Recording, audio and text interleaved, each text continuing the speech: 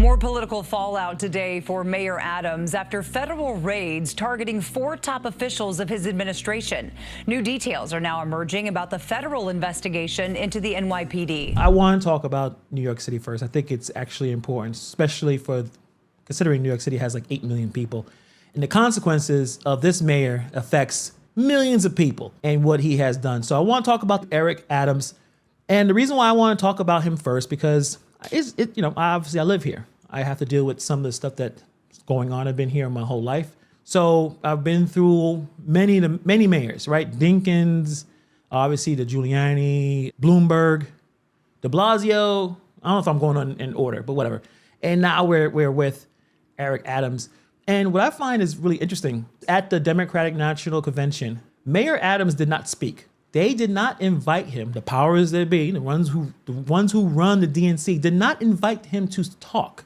He didn't have his special moment at the stage to talk about whatever he wanted to talk about. And it's interesting because the mayor of Chicago had the ability to do that. Now you could say maybe it's because, well, the DNC was in Chicago.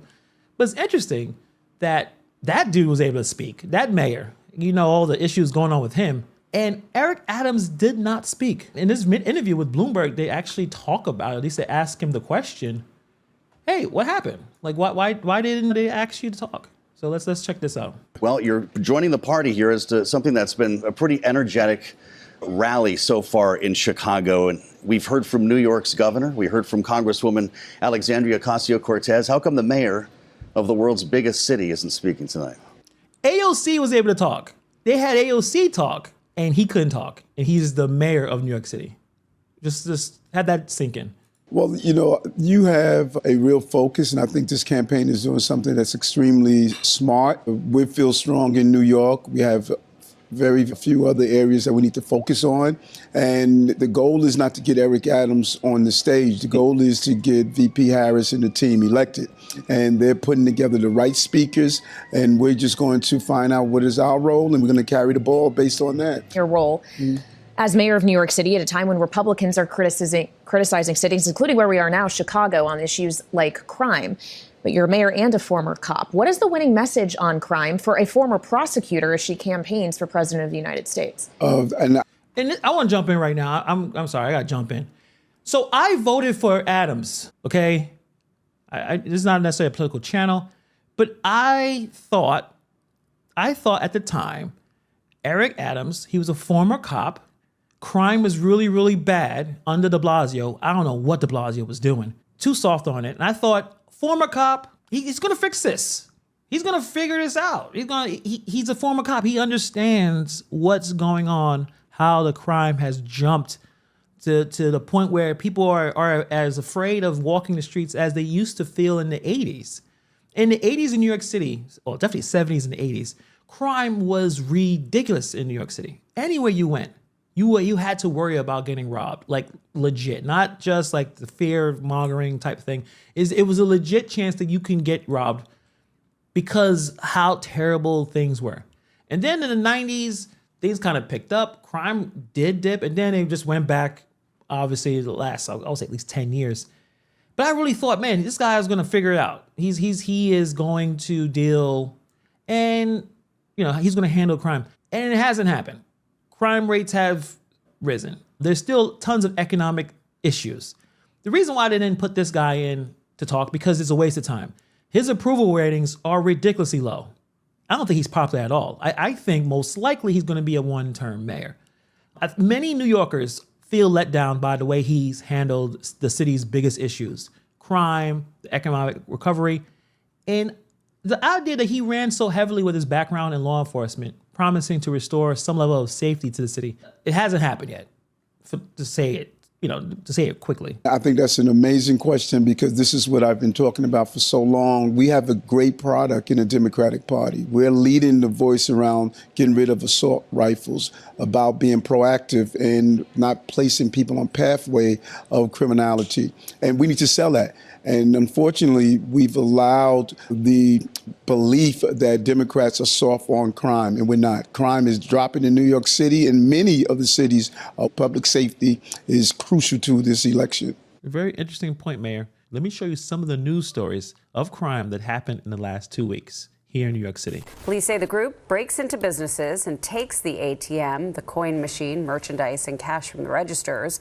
The members then flee in various vehicles with stolen plates. 2 newsstands robbed in broad daylight in Manhattan. The first robbery happened yesterday afternoon on the Upper East Side. 2 men attacked a worker and stole cash and lotto tickets. And then just about 20 minutes later, and just across Central Park, a newsstand operator was held at gunpoint. Involving a man slashed across the face inside the subway station at West 72nd Street and Broadway. Yesterday, we're on Morris Avenue. In the Morris Heights section, you could see there's a crime scene that's established now. Officers, detectives right now working to figure out what this was all about. We could show you video as this was unfolding, and you could see actually one of those 6 shooting victims being treated here at the scene and taken away to a hospital by New York City EMS. Fortunately, we could tell you that of the 6 people who were shot on the sidewalk here on Morris Avenue. The idea that crime has reduced, and he's touting that, the amount of migrants that has shown up over the last year is destroying the city. Let's talk about the federal issues first. One of the biggest reasons why they didn't want to bother with him talking in the DNC is because he's investigated by the federal government. We are hearing exclusively from New York Mayor Adams after he was served a new subpoena in a federal corruption investigation. Eyewitness News reporter Josh Einiger is in the newsroom with the mayor's reaction. Josh? Shadi, the news broke tonight, but subpoenas to Mayor Adams and some on his campaign staff actually were served several weeks ago. The mayor reacting this evening in an interview with Bill for this weekend's edition of Eyewitness News Up Close. The investigation's been going on almost as long as he's been mayor. Eric Adams and his campaign now facing a new round of subpoenas, sources say, seeking communications and documents. Though in an Eyewitness News exclusive tonight, Adams wasn't exactly forthcoming about what specifically the feds are after. What did you get subpoenaed for, and what's the status of the investigation? You know, like previous administrations that had to go through subpoenas, you participate, you cooperate. I made it clear, former law enforcement officer, I've stated over and over again, I hold myself beyond a reproach, and when you receive a subpoena, you respond. That sounded really confident. That sounded like you have everything under control, bro. You have everything under control. The mayor has not been accused of any crime, but the new developments reported first tonight by the New York Times come after a long-running corruption investigation into his 2021 campaign, and, at least in part, involves whether Adams or the campaign sought illegal contributions from the government of Turkey in exchange for pressuring the fire department to rush the inspection of a new Turkish consulate. Last November, the FBI served several search warrants, including at the Brooklyn home of Adams fundraiser Brianna Suggs, and agents also approached the mayor himself on the street, seizing his electronic devices. It's unclear what prompted the new subpoenas, which were actually served last month, but tonight an Adams attorney repeated the mayor had done nothing wrong. Our investigation, he said, has included an evaluation of campaign documents, an analysis of tens of thousands of electronic communications, and witness interviews. To be clear, we have not identified any evidence of illegal conduct by the mayor. To the contrary, we've identified extensive evidence undermining the reported theories of federal prosecution as to the mayor, which we have voluntarily shared with the U.S. attorney. And both the mayor and his attorney continue to say they are volunteering to assist the U.S. attorney and cooperate with anything that's requested. The fact that this investigation has been quietly going on for months and months makes it all more unsettling for the people here in New York City. Let's break it down. The FBI is digging into at least 10 members of the NYPD, including the police commissioner, who were told to hand over their phones. You know it's bad when the feds are coming to ask for your phone and you work for the NYPD. And then there was the closure of the Bronx nightclub owned by the police commissioner's brother. Even though it hasn't been officially tied to the investigation yet, the timing doesn't look very good. So the FBI raided the homes of the first deputy mayor, Sheena Wright, and her fiance, David Banks. He's the school's chandler. And get this, Banks' brothers, Philip and Terrence Banks, were also involved. We're talking about at least 14 individuals in total who are connected to this mess. Yes, no one has been formally charged, but the sheer number of people under investigation makes it hard to believe that there's nothing shady going on.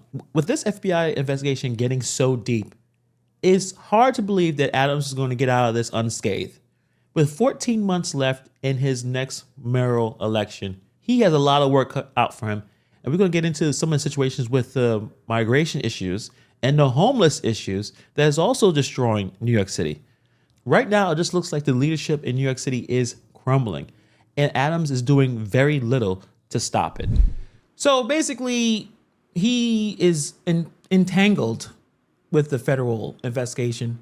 Him and several members of his administration were served with the federal grand jury subpoenas as a part of this corruption probe. To the point where the dude was walking down the street. The mayor of New York City was walking down the street and the feds grabbed his phone. He talks about crime being down because they had to flood so many police officers in the subway trains.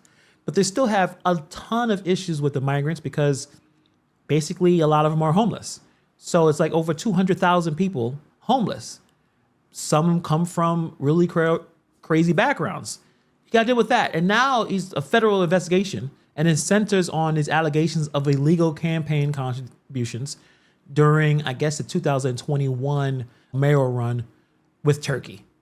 Because Turkey wanted, I guess what it said, they wanted their consulate to be approved. So this is what we have to deal with. And there's another video I want to talk to you guys about, especially him answering some of the questions about the migrant situation. Let's talk about this. 2 asylum seekers currently in custody for allegedly raping a woman last week in Coney Island. We've also seen this series of robberies where the NYPD is describing as migrant-driven robberies in the area of Central Park, right?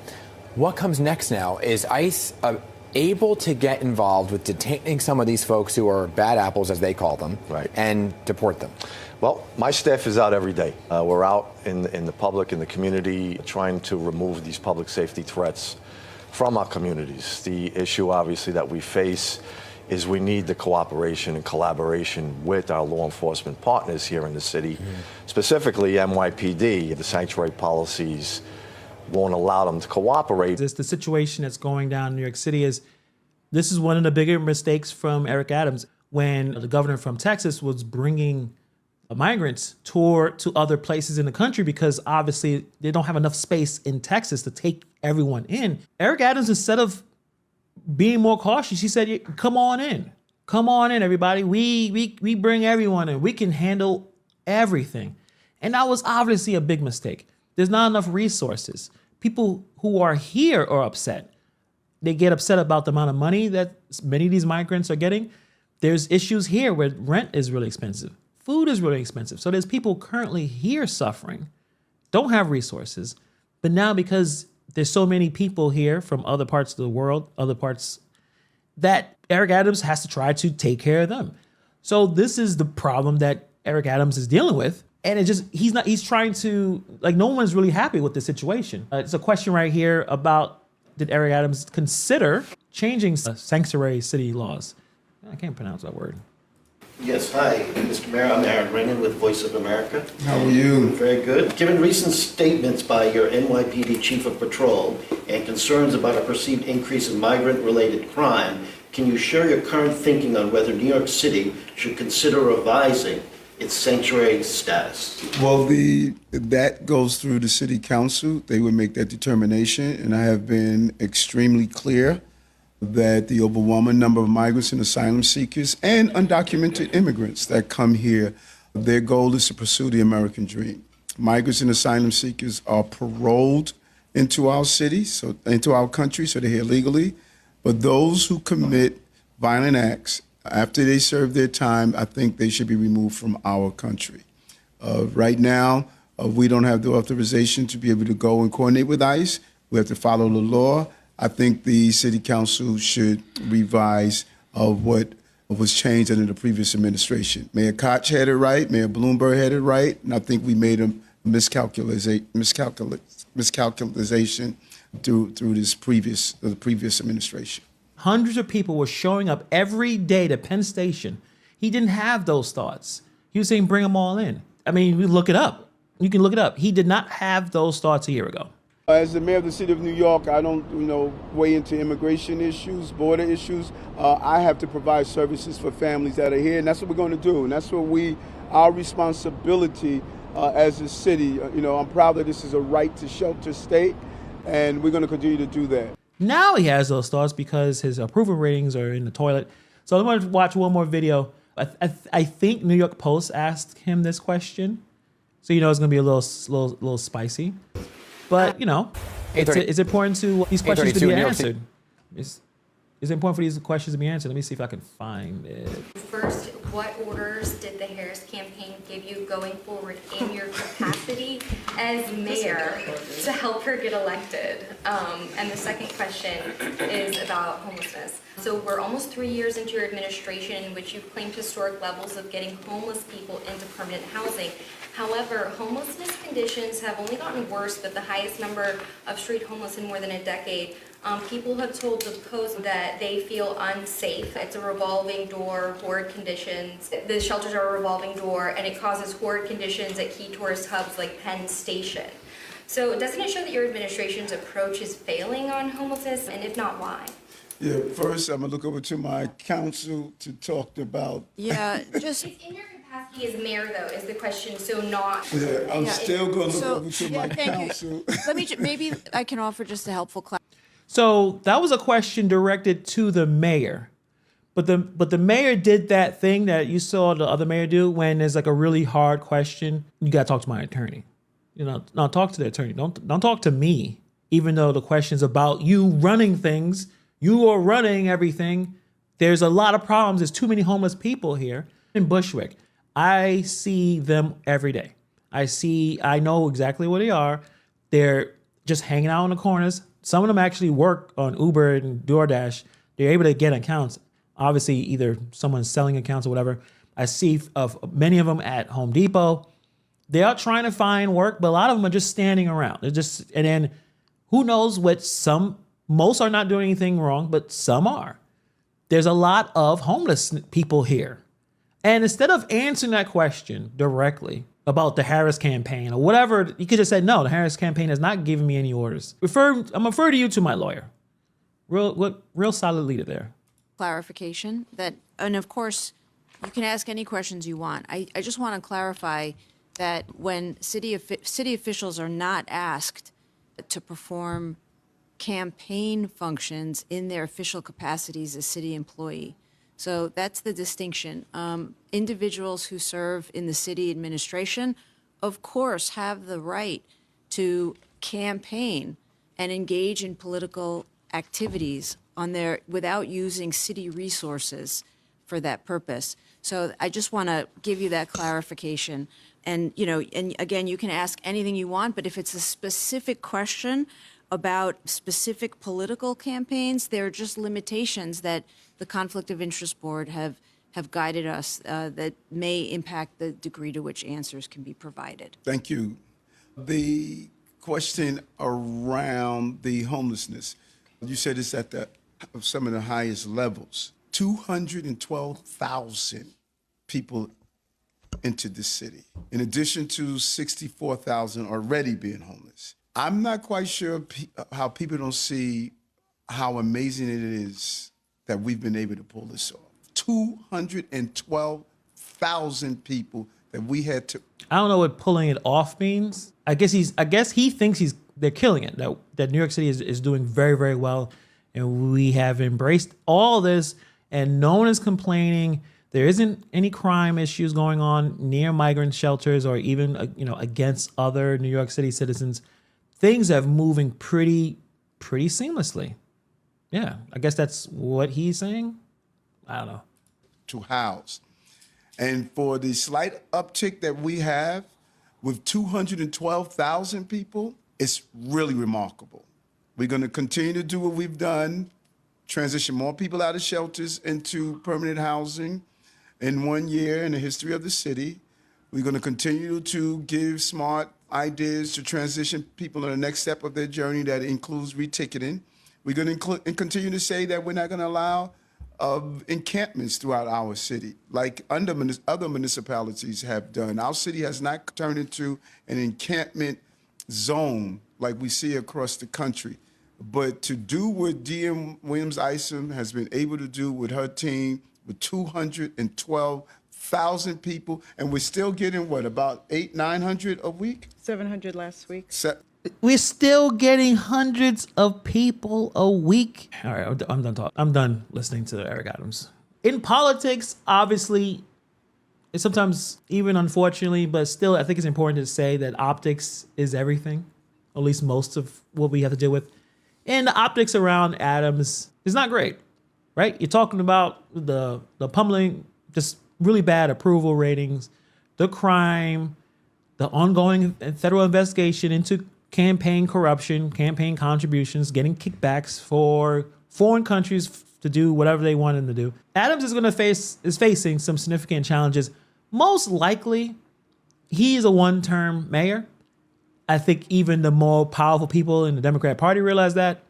They didn't want to bother even having him up on the stage. It's like, yo, you just sit down and good luck to you. I think most likely he's going to get probably primaried or even, I don't know if a Republican will win, but I will say I was definitely wrong. I thought he would understand the situation of getting to stop a lot of these issues that was going on in the city, people committing crimes, getting back out, the revolving door situation. He just didn't. He didn't do it. And unfortunately, we have to deal with this for another year. But I believe most likely he probably going to be a one-term mayor. I see a comment from DC the Creator. He's so out of touch. Shaking my head. There's not enough affordable housing in New York City. If there were, the homeless population would decrease. Yeah, so we already dealing with the highest rents one of the highest rents in the nation. One of the most expensive places to live. How is he going to be able to get those people into housing? What happened to everyone else that's dealing with how am I paying rent and have to pay all the other bills and have a decent way of living, a decent situation? It doesn't make any sense. But it's all about politics. We all have to pretend that we're doing very, very well right now because November is coming. And then if it goes the right way, then they can kind of fall back to, well, yeah, things are pretty shitty, but we'll figure it out.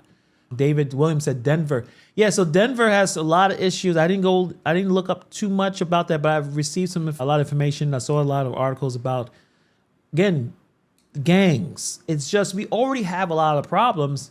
And when we listen to these mayors, Eric Adams, I at least heard him say a few times, like, yeah, this is a disaster. But the problem is that you initiated when you told everyone to come in.